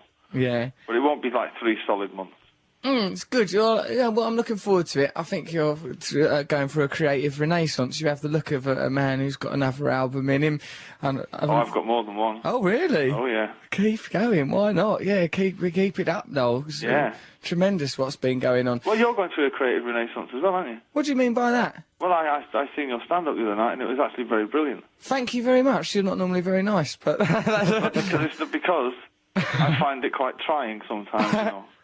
You've been in... But this bit was actually genuinely very funny. Yeah, thank you. It was all right, wasn't it? It was very good. Did you like the bit about your brother? Yeah, well, I've heard that one. I mean, obviously you've told me that one before. You very proudly phoned me up to tell me that one when you first invented it. And this bit about your brother, listen, it's really funny. Yeah. But I tell you what I did find interesting was that the other comedians that were in the audience, we won't mention any names, of course. Yeah. They never cracked a smile all night. No. And I'm thinking it was jealousy. Really? Did you notice that, Matt? I thought, Don't mention names here now. Oh, really? Well, they get upset, don't they? Yeah. Williams was laughing loads. So was Ben Elton. Ben Elton was watching, Matt said Ben Elton was watching like an academic, was watching like a professor going, oh yeah, it's very good. I said I saw him laugh a few times when you cornered me. Ben Elton, the verdict. You said he was watching it and going, yes, this is better than Blackadder. Definitely better. Yeah, it was good though. Thanks, mate. Yeah, cheers. It was very kind of you to come along and see that. Now, shall we talk about let's talk about some other things that's been going on in the world. Now, there's a girl, right, she's called something like Lily Pennyfoot, and she wants to wear a ring to school that says she's going to stay a virgin for the rest of her life. Yeah. No, till marriage, the same thing. But the thing is that her school has a no jewellery policy, so they won't let her wear her pledge of virginity ring. Now, we were talking about it earlier on the show. Do you think that she should be allowed to wear a pledge of virginity ring or not allowed? Why? Rules is rules. sometimes you do take the hard line. Now, she then went, some Sikh and Muslim girls are allowed to wear headscarves. But that's not jewellery, right? Right, that's our exact That's what we policy. That was the uniform view there. You've got to stop pushing it, Lily Pennyfoot. Let it go, love. Just let it go. Right, other things we've been talking about is, you know that... Are you doing... If she had a virginity headdress, that would be different, wouldn't it? Have a virginity headdress! Like all feathers and everything. That's the perfect solution, Noel. Or a virginity balaclava. Why don't you have a sexy, virginity bikini and suspenders? I'm wearing these for my virginity. And then sing that song out of Fat Sam. But actually, that's called Bugsy Malone. But because I play the part of Fat Sam in Bugsy Malone at school, I think it's called Fat Sam. Yeah, we're doing the school play. It's called Fat Sam. I've never heard of that. Yeah, well, you know, some of it in the action follows this Bugsy Malone guy. But pretty much it's about Fat Sam. He's fat. He's called Sam. He's a crazy guy. So, yeah. What's the other thing? Oh, yeah, we're doing that, like, you know, sort of, like, we're doing, at Live Earth, we're doing this radio show from there, but also I'm hosting some of it. Noel, are you doing anything for Live Earth, or don't you care? Oh, you can't get him to do Live 8, you can't get him to do Live Earth. Pointless. Nothing with live in it, will he do? It's all pointless. Why pointless? Why? Because nothing's going to change, is it? Can change, mate. That's the whole point of this revolution we're trying to whoop up into some sort of frenzy. Hey, Yeah? What? no one's going to change the Chinese, are they? Yeah, they changed once they became communist, didn't they? You know, They've got all the bombs and they're not shifting. They've got all the bombs, all the fridges and all the cars. No, they will change because they were once a peasant nation, then industrial, and, you know, the They communist... might change because Maroon 5 might sing a song that kind of changes their whole world opinion on pollution. Perhaps we should get these Maroon 5 guys to help with our revolution. Or maybe they'll see, you know, the new current trendy Dickensian fool of London, Russell Brand, on compare and I think, current trendy fool of London. You got you some... didn't see what I'm saying there? Yeah, I think so. Sound like our Liam, he does that all the time. Well, he just repeats stuff back at you. Yeah. That's quite sweet, really, that he does that. It makes me kind of unnerved, actually. Does it? Yeah, so no, Live Earth, no, not bothered.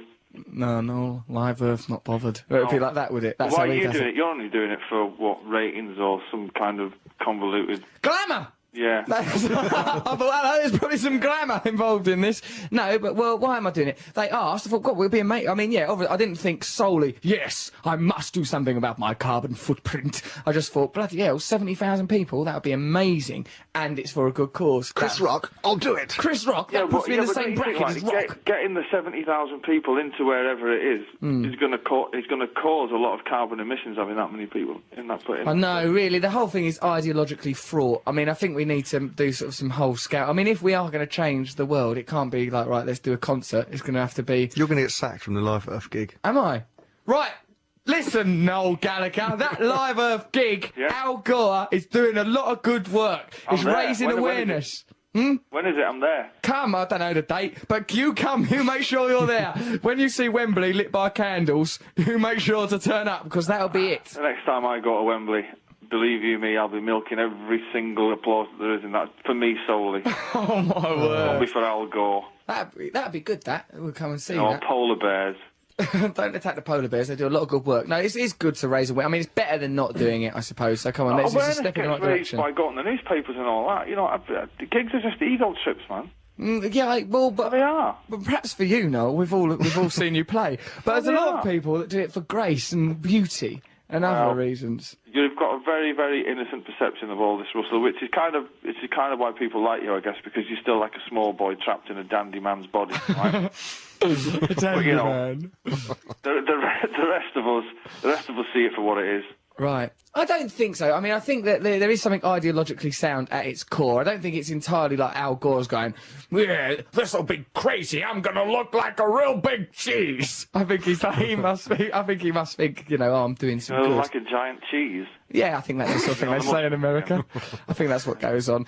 Hey, so listen, guess what's been happening to us? You probably haven't been listening to the radio show, have you? Have you been listening? I've been watching Glastonbury, actually. Is it any good?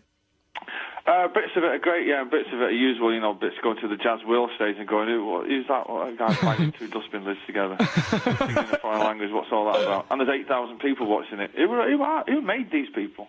Well, I don't know really how it works when it goes to the dustbin lid section of Glastonbury. Just switch off, it's rubbish. But, you know, come on. And then, you know... Be more broad-minded, Noel. Then he's Bjork singing in, just wailing. Right. What have you got against her? She's not. I like her. But I'm not got anything against her, so I just think she sings the same song over a different musical backing. That's harsh, no. Especially harsh. coming from you. I'd like to go out of that Bjork anyway. Really? Yeah, I would. I think she's beautiful. Really? Yeah, she's magical, like a little fairy. Every day would be magical. Oh, come on, we're going to the Well, that's park. ironic, isn't it? As you're like a big fairy and she's like a little fairy.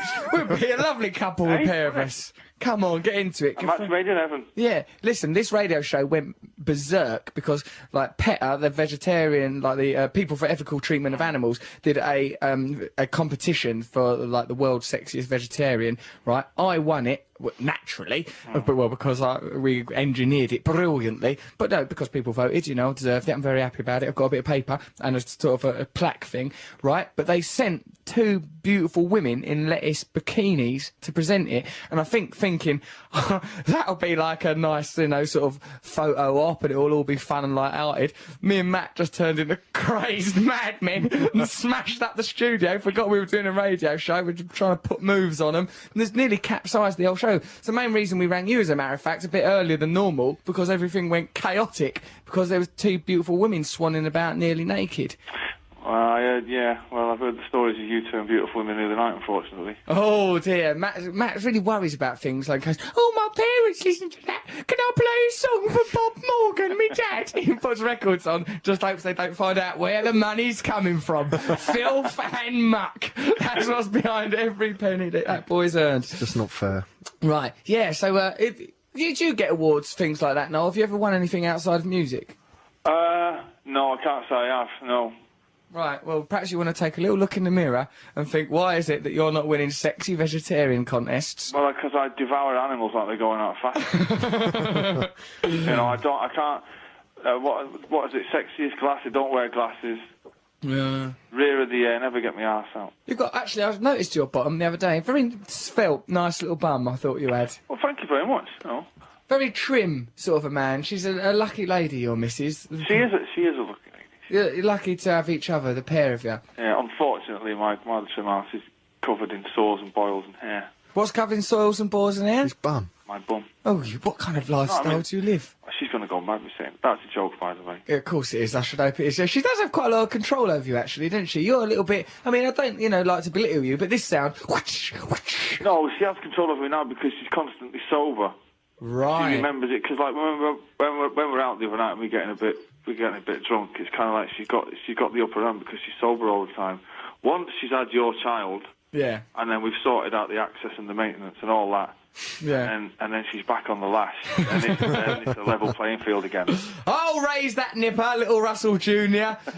to be a sexy vegetarian like its old man. Right. Okay, now unless you've got anything you want to harp on about, might as well move on. We've got a poem from Mr. G coming up. We've got all sorts of rhubarb. Is there anything I want? No, not really. No, is there anything we're getting on my nerves today? Is there anything you want to attack? Not Thierry Henry's going to Barcelona. That might be worrying well, you. you know, I mean, yeah, I'm kind of sad about that, but I'm not an Arsenal fan, so it doesn't really bother me. I'm looking forward to Sven Eriksson being Man City's manager. Are you? Well, it means eventually we'll get to have a night out with Nancy. That'll be a good laugh, eh? Yeah, that'll be interesting. She's got the red leather gear on that. Yeah, once she gets on them red leathers, that's going to be a hell of an evening for you. Other than that, I've not got anything that's annoying me. What about that fella winning UK's Got Talent? Are you interested in that at all? What an idiot. There we are. But it's captured the nation's imagination. No, that it hasn't. programme. All that. Oh, they've captured... No? No, not mine. I'm part of this nation. Not captured my imagination. Why? Singing opera. What? Rubbish. You don't like him? Any idiot can do that with a few drinks inside them. Let's have a go. Oh, you're right. It's I've had a drink for years. I mean, like, when you get proper steaming, you can do a Nessun Dorma. Anybody can. Why don't you stick a bit of Nessun Dorma on your new... or some sort of operatic stuff on your new album because you think it might harm the overall aesthetic of what you've crafted over the years? Because opera is for... Right, I see where you're going. Yeah, I was going to say something there, but that would be offensive. It'd be offensive, yeah, I understand what you're saying. I can't say that. No, so you've not been caught up in Britain Got Talent. What are you doing? The missus is in. Hang on. What's Sarah saying? She's been to Cambodia. She's been to Cambodia? What's going on? Sarah's just made a comedic interlude. Go on. Well, you know the guy that won Britain's Got Talent, his name is Paul Potts. Yeah. She Same with his first tour in Cambodia. Brilliant. Bum bum. Well done, Sarah. Well Even done, while Sarah. pregnant, she's knocking them out. Paul Potts. Yeah. Soon to be heard on Russell's tour, that one. He did one of my jokes for the Brits, remember that? Yes, you said that thing about Amy Winehouse's tattoos. That was a very good joke. Well done. I congratulated you for that at the time, actually. Paul Potts, not having that. No, Paul Potts, well... I thought the little girl that sang Tomorrow, wasn't very, very creepily, like an 18-year-old should have won. A lot of people like that style. When well, this is, she sang Ben, that was rubbish, but she was somewhere over the rainbow she sang, didn't she? Yeah, perhaps I should have entered that Britain's Got Talent with a little number that I like to call When I'm 64. A lot of people like it. Well, most people don't.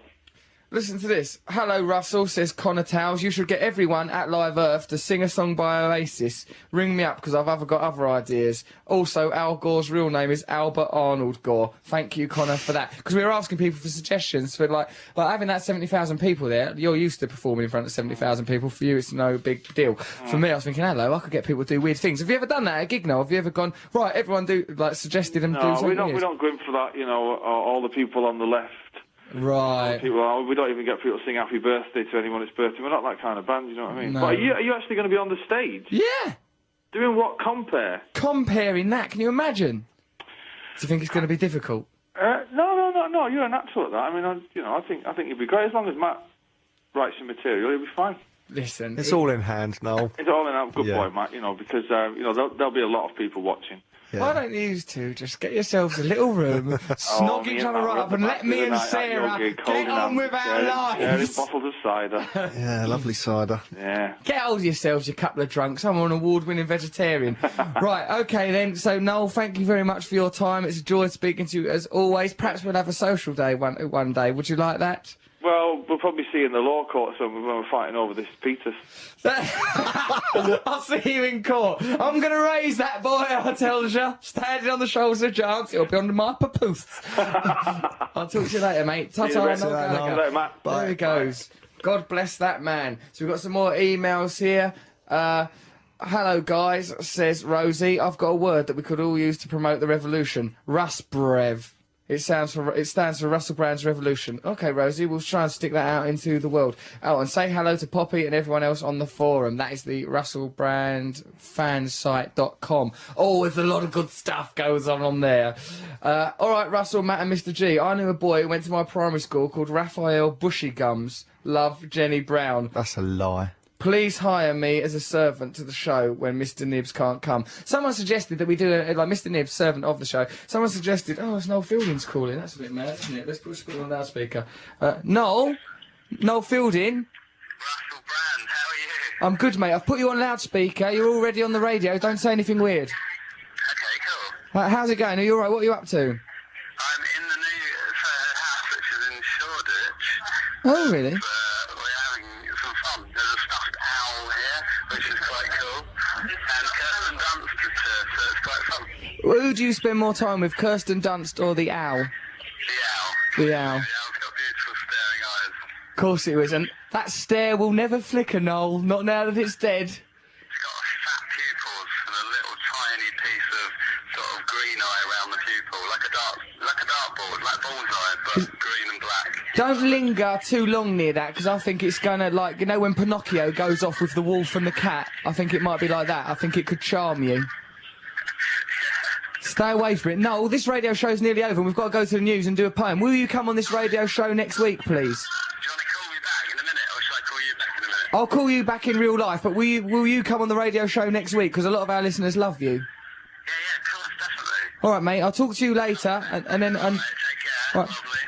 Bye, Noel Fielding. Bye. There goes Noel Fielding. He will be on the show next week, everyone. That's something for us to all look forward to. Now, let's summarise this show, which has been a giddying array of highs and lows and sometimes damned unprofessionalism, with a poem from Britain's premier poet. It's Mr. G. Let's welcome him. It's me and Matt welcoming one of our friends who have been Russell in the room backs out the room to go and meet those women. See you later. Have you enjoyed the show? This poem was written under very trying circumstances. It's kind of necessary for the young to rebel against the old, being the first step of a searching process that is to question what you're told.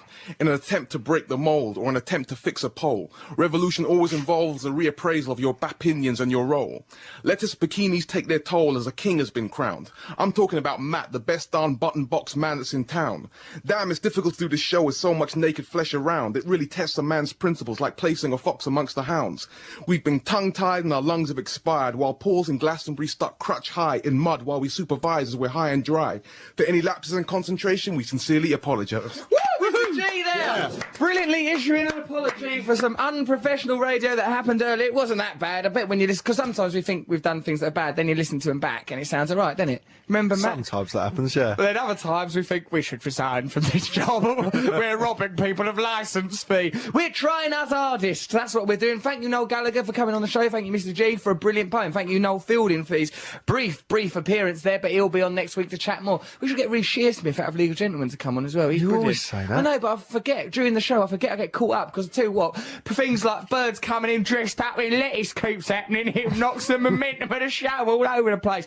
Knocks it bandy. No, it was okay. They were lovely women. It was very nice to get my award. I'm very happy about that. And where will you be going now after I'm just when going... the news is on? Listening to the news, of course. First I listen to the news, just catch up with what's going on in the world, then I'm going straight home to lettuce. Bed. Did I say lettuce? I don't know why I said that. Okay, so, right, let's, we're not going to play any more music, because it's just newsy poos now. Just the news. Right, now remember, keep sending us emails, everyone, through the week, because it helps the show. We've got to go to Los Angeles. Oh, we're going to Los Angeles in the week. Me and Matt's off to Los Angeles to meet some movie moguls. In the morning. You should have In the packed one morning. now, or one of your minions. Lynn packed it. Oh, I've got to say hello to Sharon. Because Sharon's isn't the show. Sharon, well done, dear. Sharon does like she baths me clothes. She's helping me do me house. She's very much loved and treasured member of this organisation. What's that face, Matt Morgan? Sounds like you had an argument with Sharon. I haven't. She's quite happy about everything, I think. She's very happy. Right, so let's, well, it's been a lovely radio show. And, Been brilliant. Yeah, I've enjoyed it. I'm just going to go... Right, Matthew, where are you going? Stay in your chair. Mr. G, you come back in this room. You meat-eating scum. Where do you think you're going? Right, okay then, well, thank you very much for listening. Stay with us. Hey, download the podcast. Find out information about my tour. Enjoy your lives. Think about the revolution. It's a slow burner. We don't have to rush it. Okay, and we'll be here same time, same place next week. And me and Matt will have had adventures in Los Angeles. Talk to you soon. Actually love you. Boy, love you, boy. 8891 FM News.